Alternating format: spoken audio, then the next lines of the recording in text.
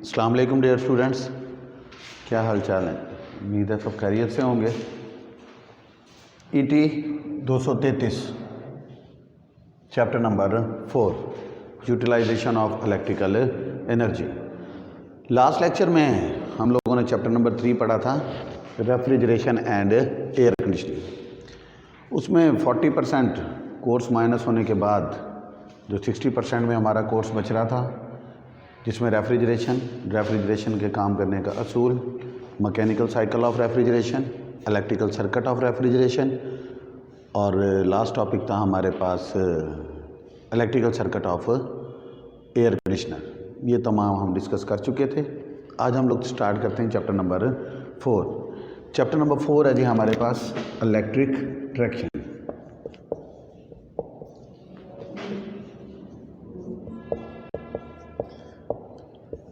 Electric traction chapter number 4। Electric traction क्या है? पहले हम बात करते हैं ट्रैक्शन की। ट्रैक्शन क्या है? ट्रैक्शन का मतलब होता है खींचना, आगे की तरफ धकेलना, गाड़ी को मूव करवाना, लोकोमोटिव को चलाना क्या कहलाता है? ट्रैक्शन। ट्रैक्शन एक ऐसा अमल है जिसमें हम लोग गाड़ी को धकेलते हैं, आगे की तरफ खींचते हैं। ट्रैक्शन का मतलब है खींचना।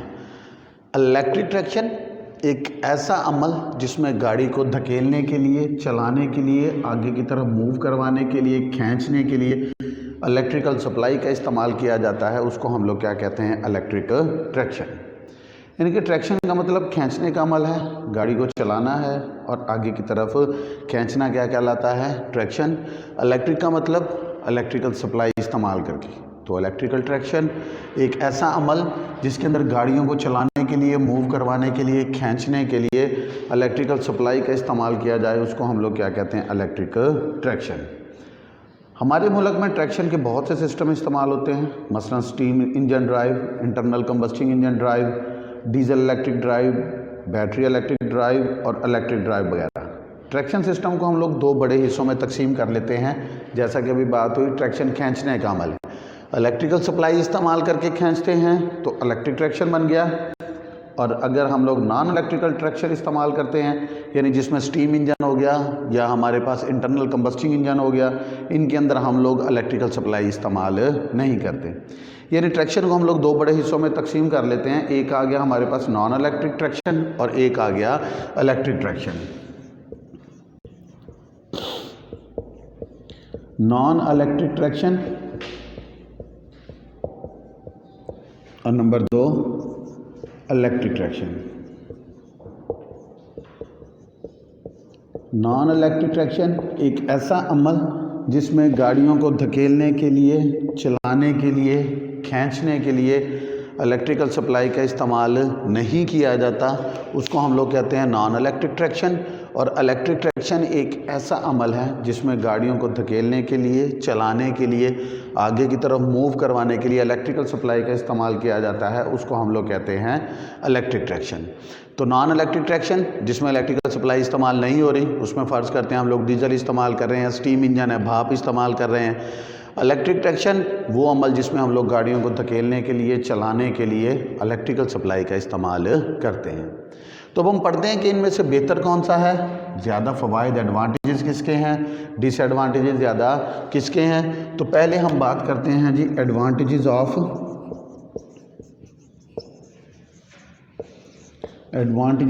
Electric traction. इलेक्ट्रिक ट्रैक्शन के फ़वाइद। इलेक्ट्रिक ट्रैक्शन फिर रिपीट करते हैं, क्या है? एक ऐसा अमल जिसमें गाड़ियों को धकेलने के लिए, चलाने के लिए, आगे की तरफ मूव करवाने के लिए हम लोग इलेक्ट्रिकल सप्लाई का इस्तेमाल करते हैं, उसको हम लोग क्या कहते हैं? Electric traction. अब बात करते हैं हम लोग एडवांटेजेस ऑफ इलेक्ट्रिक ट्रैक्शन। सबसे पहला फ़ायदा, आलूदगी से पाक, यानी कि इसमें किसी किस्म की कोई पोल्यूशन, धुआं, इस किस्म की कोई चीज़ हमारे पास एग्जॉस्ट नहीं हो रही। फॉर एग्जांपल अगर हमारे पास एक स्टीम इंजन है तो स्टीम इंजन के अंदर हम लोग ज़्यादातर कोयला इस्तेमाल करते हैं लोकोमोटिव को चलाने के लिए। जब कोयला जलता है तो धुआं का खारिज होता है, सिस्टम पोल्यूटेड होता है, जबकि हमारे पास इलेक्ट्रिक सिस्टम के अंदर किसी किस्म का कोई धुआं वगैरह खारिज नहीं हो रहा, इसलिए ये सिस्टम जो है वो आलूदगी से पाक होता है। Number 2 high starting torque. Torque क्या होता है? किसी भी गाड़ी को घुमाने वाली फोर्स, उसको गर्दिश करवाने वाली फोर्स, उसको चलाने के लिए दरकार कुव्वत जो है वो उसको हम लोग कहते हैं टार्क। हाई स्टार्टिंग टार्क यानी कि इसका स्टार्टिंग टार्क, चलाने वाली कुव्वत स्टार्टिंग के वक्त जो है वो बहुत ज़्यादा होती है। इसका स्टार्टिंग टार्क बहुत ज़्यादा होता है, इसलिए स्टीम इंजन की निस्बत ज़्यादा इसरा मुहैया करता है। इसरा acceleration, change of velocity, velocity में तब्दीली, साकिन हालत से गर्दिश करने वाली हालत में आने को क्या कहेंगे हम लोग? इसरा। एक वेलोसिटी थी पहले हमारे पास साकिन हालत में, दूसरी वेलोसिटी आ गई हमारे पास इसरा की सूरत में, यानी चलने वाली। इसरा rate of change of velocity, velocity में तब्दीली को हम लोग क्या कहते हैं? इसरा। तो पहला फ़ायदा क्या हुआ हमारे पास कि ये सिस्टम आलूदगी से पाक है, यानी इसमें किसी किस्म का कोई धुआं वगैरह खारिज नहीं होता। दूसरा फ़ायदा हमारे पास इसका starting torque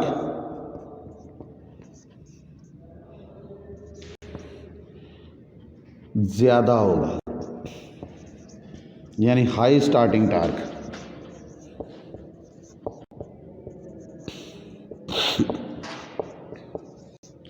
high starting torque, इसका टार्क जो है वो बहुत ज़्यादा है, जिसकी वजह से इसरा भी जल्द पैदा होता है। यानी स्टार्टिंग टार्क ज़्यादा होने से मुराद है इसको घुमाने वाली कुव्वत, इसको मूव करवाने वाली, रोटेट करवाने वाली, गर्दिश करवाने वाली कुव्वत बहुत ज़्यादा होगी, इसलिए स्टीम इंजन की निस्बत इसका इसरा भी बहुत ज़्यादा होगा।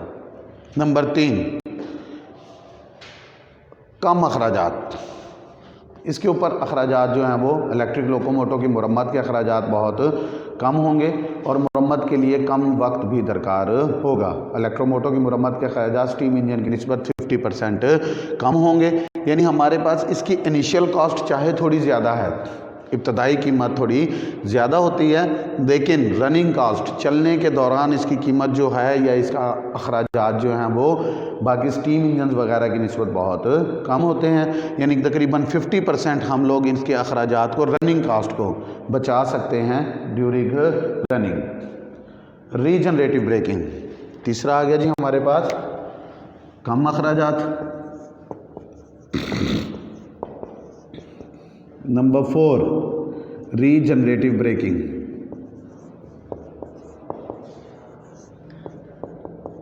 रीजनरेटिव ब्रेकिंग एक ऐसा अमल होता है जिसके अंदर हम लोग ब्रेकिंग पीरियड के दौरान, रीजनरेटिव ब्रेकिंग से मुराद एक ऐसा अमल जिसमें हम लोग ब्रेकिंग पीरियड के दौरान, यानी वो पीरियड जिसके दरमियान में गाड़ी को ब्रेक लगाई जाती है, उसको हम लोग क्या कहते हैं? Regenerative braking.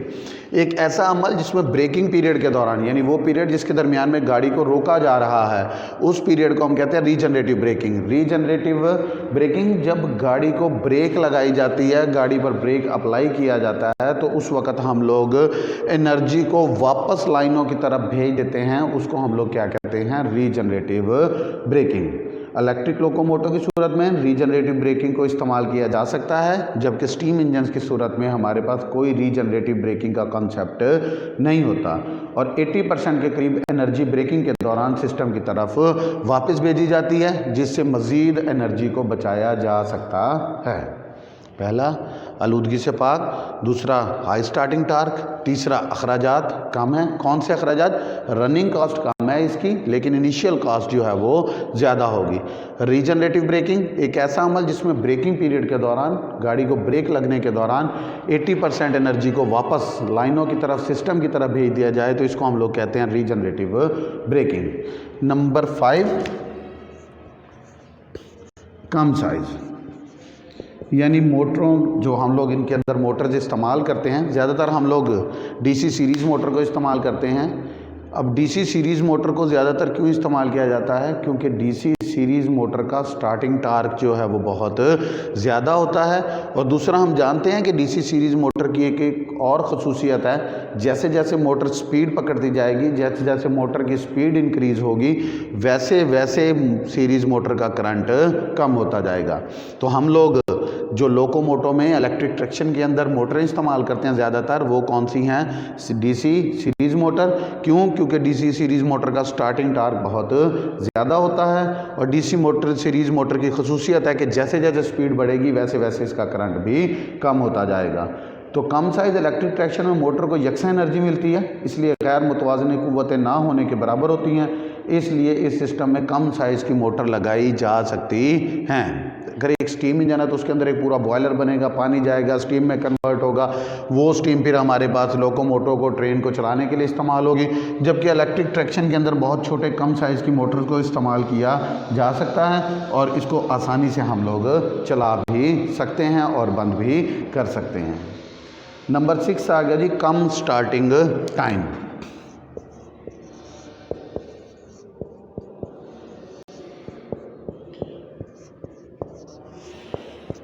कम स्टार्टिंग टाइम यानी कि इस इलेक्ट्रिक ट्रैक्शन के अंदर, क्योंकि हम लोग किसको इस्तेमाल कर रहे हैं? इलेक्ट्रिक मोटर्स को। तो इलेक्ट्रिक मोटर्स को जैसे ही सप्लाई से ऑन किया जाता है तो ट्रैक्शन का अमल भी शुरू किया जा सकता है। इसकी निस्बत अगर हम लोग किसी डीजल इंजन को या पेट्रोल इंजन को या हम लोग स्टीम इंजन को देखते हैं तो पहले हम लोग बॉयलर के अंदर पानी को डालेंगे, पानी हीटअप होगा, हीटअप होने के बाद स्टीम बनेगी, फिर वो स्टीम जाएगी और लोकोमोटिव को चलाने के लिए इस्तेमाल होगी।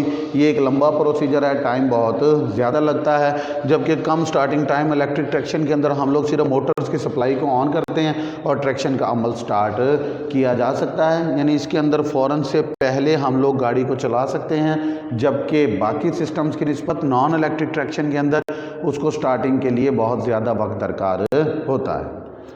एनर्जी की बचत नंबर 7 पे आ गया जी हमारे पास, एनर्जी की बचत। अब दिन के टाइम एनर्जी की बचत से क्या मुराद है? देखें, एनर्जी इस्तेमाल तो हो रही है, एनर्जी कौन सी इस्तेमाल हो रही है? Electric energy. एनर्जी किस लिए इस्तेमाल कर रहे हैं हम लोग? मोटर्स को चलाने के लिए। मोटर्स किसको चला रही हैं? लोकोमोटिव के एक्सल को। एक्सल किसको चला रहे हैं? व्हील्स को। यानी सबसे पहले हम लोग मोटर को चला रहे हैं, मोटर कपल है एक्सल के साथ और एक्सल कपल हैं व्हील्स के साथ। लोकोमोटिव के अंदर लगी हुई मोटर्स को हम लोग चलाते हैं। जब मोटर चलती है तो वो एक्सल को घुमाएगी और एक्सल किसको घुमाएंगे? व्हील्स को, और गाड़ी आगे मूव होना शुरू हो जाएगी। एनर्जी की बचत हम इसमें किस तरह कर सकते हैं? एनर्जी को हम लोग किस तरह सेव कर सकते हैं? लेट्स सपोज कि दिन के वक्त हमारे पास गाड़ी में 100 पैसेंजर ट्रैवल करता है और रात के वक्त उसी गाड़ी में सपोज करते हैं 25 पैसेंजर ट्रैवल करते हैं। मोटरें लगी हुई हैं हमारे पास, सपोज की है 4। अब दिन के टाइम तो 4 की 4 मोटर चल रही हैं क्योंकि पैसेंजर ज़्यादा हैं। रात के वक्त हम लोगों ने क्या किया? 3 मोटर्स को बंद कर दिया, सिर्फ एक मोटर से 25 पैसेंजर्स को ट्रैवल करवाया जा सकता था। तो 3 मोटर्स की एनर्जी को बचाया जा सकता है, सेव किया जा सकता है। जबकि नॉन इलेक्ट्रिक ट्रैक्शन के अंदर जो डीजल डलना है वही डीजल होगा, जो पेट्रोल है वही पेट्रोल होगा, जो कोयला है उसी तनासब से कोयला डलता रहेगा। जबकि इलेक्ट्रिक ट्रैक्शन के अंदर हम लोग फालतू मोटर्स को बंद करके इसकी एनर्जी को मज़ीद बचा सकते हैं। नंबर 9 आ गया जी हमारे पास, ईंधन की बचत। 8 आ गया हमारे पास, ईंधन की बचत। अब ईंधन की बचत क्या है? देखिए, हम लोग इसमें सिस्टम कौन सा इस्तेमाल कर रहे हैं? Electric traction. सप्लाई कौन सी इस्तेमाल हो रही है? इलेक्ट्रिकल। अब इससे दूसरे ईंधन को, मसलन कोयला है, पेट्रोल है, डीजल है, उनको भी बचाया जा सकता है। इस ईंधन को बचाकर दूसरे मुफीद कामों में भी हम लोग इस्तेमाल कर सकते हैं। नंबर 9 पे आ गई जी हमारे पास, इलेक्ट्रिक सप्लाई की फराहमी। अब इलेक्ट्रिक सिस्टम की फराहमी जो है वो हमारे पास, इलेक्ट्रिकल सप्लाई की फराहमी, इलेक्ट्रिकल सिस्टम की फराहमी या इलेक्ट्रिकल सप्लाई की फराहमी जो हमारे पास नॉन इलेक्ट्रिक ट्रैक्शन है, जिसके अंदर हम लोग स्टीम इंजन, डीजल इंजन या किसी किस्म का कोई पेट्रोल इंजन इस्तेमाल कर रहे हैं, उसमें लोकोमोटिव के अंदर लगाई गई लाइट्स को, पंखों को, फॉर एग्जांपल एक ट्रेन के अंदर हम लोग लाइट्स को भी इस्तेमाल कर रहे हैं, पंखे भी इस्तेमाल हो रहे हैं, तो उन लाइट्स को, उन पंखों को चलाने के लिए हम लोग एक अलहदा से जनरेटर इस्तेमाल करते हैं जो उस इंजन के अंदर, उस लोकोमोटिव के अंदर लगे हुए पंखों को, लाइट्स वगैरह को सप्लाई मुहैया करते हैं। जबकि इलेक्ट्रिकल सप्लाई की फ्राहमी या इलेक्ट्रिकल ट्रैक्शन के अंदर ऑलरेडी पहले ही हमारे पास सप्लाई इलेक्ट्रिक मौजूद है, उसके लिए अलहदा जनरेटर की ज़रूरत नहीं होगी। हम लोग डायरेक्ट इसी सप्लाई से, जिससे ट्रैक्शन का अमल किया जा रहा है, उसी सप्लाई से हम लोग डायरेक्ट अपनी लाइट्स या पंखों वगैरह को जोड़ सकते हैं। तो पहला आलूदगी से पाक, दूसरा हाई स्टार्टिंग टार्क होगा, नंबर 3 अखराजात कम होंगे। कौन से अखराजात कम होंगे? रनिंग कास्ट कम होगी, इनिशियल कास्ट ज़्यादा होगी। सबसे बड़ा फ़ायदा रीजनरेटिव ब्रेकिंग, एक ऐसा अमल जिसमें ब्रेकिंग के दौरान सप्लाई को 80% एनर्जी को वापस लाइनों की तरफ, सिस्टम की तरफ भेज दिया जाए, तो उसको हम बोलते हैं रीजनरेटिव ब्रेकिंग।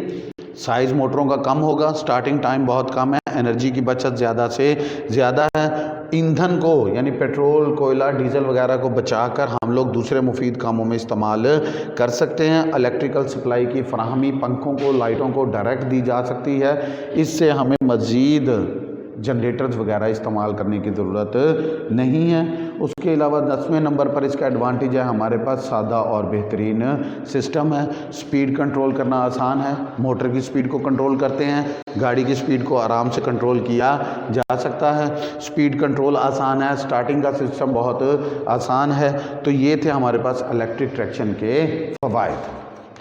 अब हम लोग बात करते हैं इलेक्ट्रिक ट्रैक्शन के नुकसानात की। पहले बात की हम लोगों ने किसकी?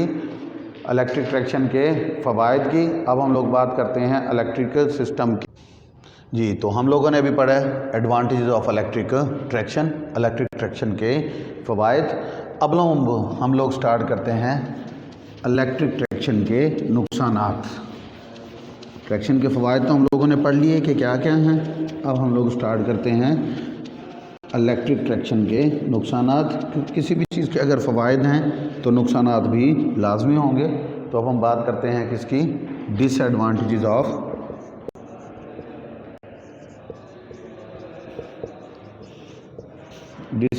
Of electric traction. Electric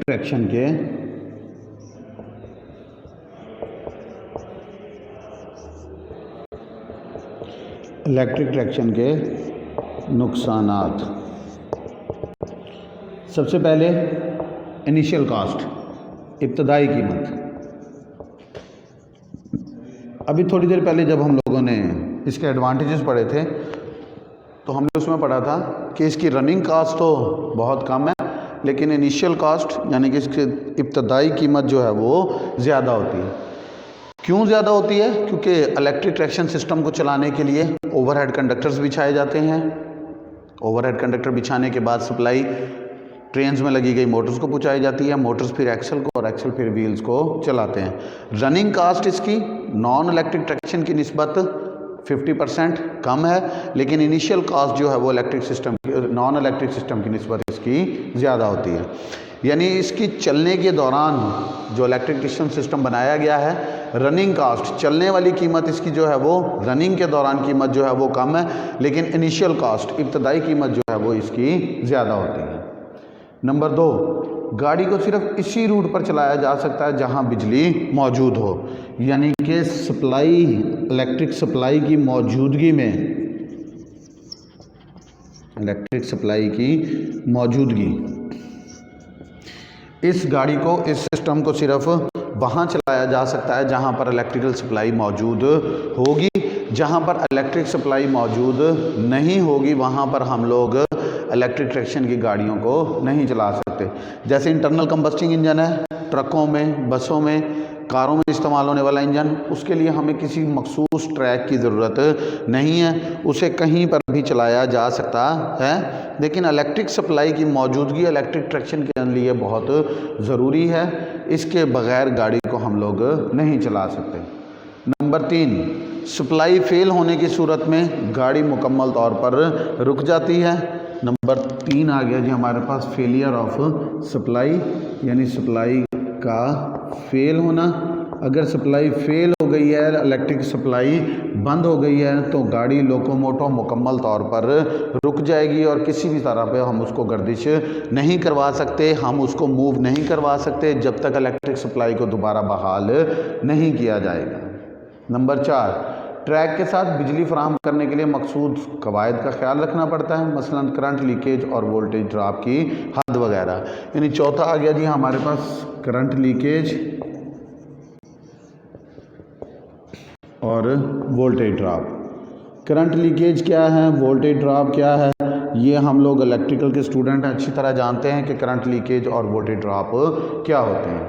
number 5, overhead conductor बिछाने की वजह से इर्द गिर्द के कम्युनिकेशन सिस्टम में मुदाखलत होती है, कम्युनिकेशन इंटरफेरेंस। Communication interference. अब कम्युनिकेशन इंटरफेरेंस क्या होती है?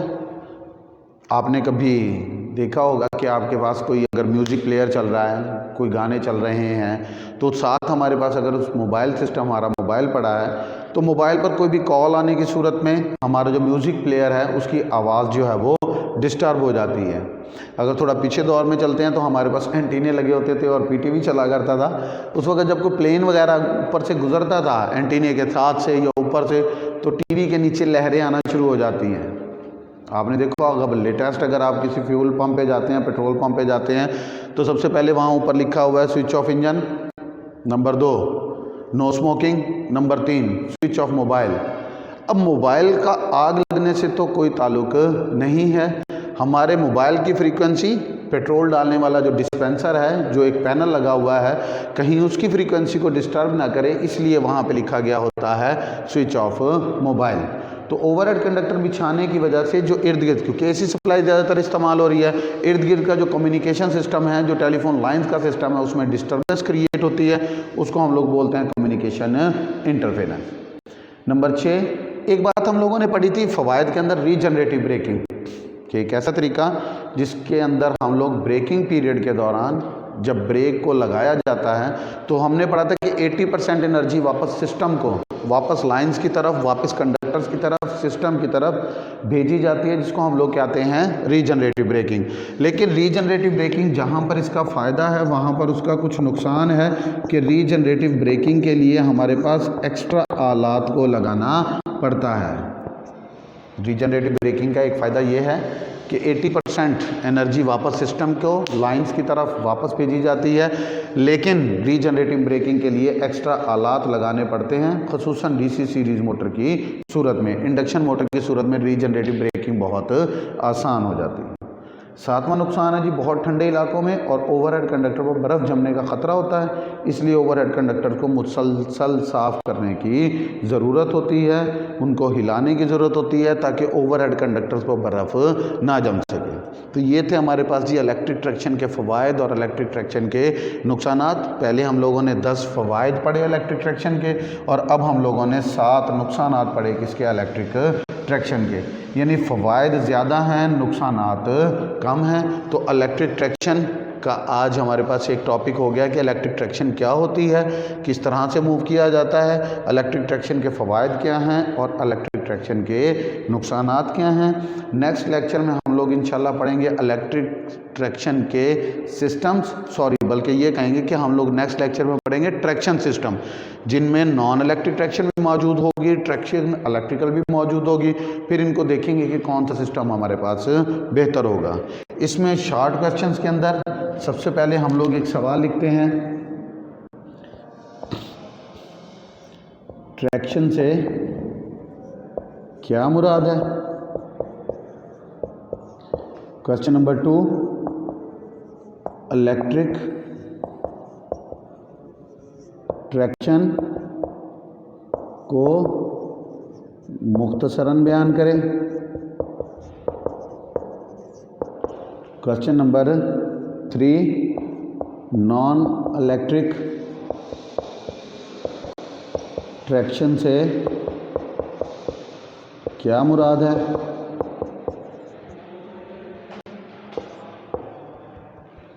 उसके बाद आ गया जी हमारे पास नंबर 4, इलेक्ट्रिक ट्रैक्शन के कोई से 4 फ़वायद तहरीर करें।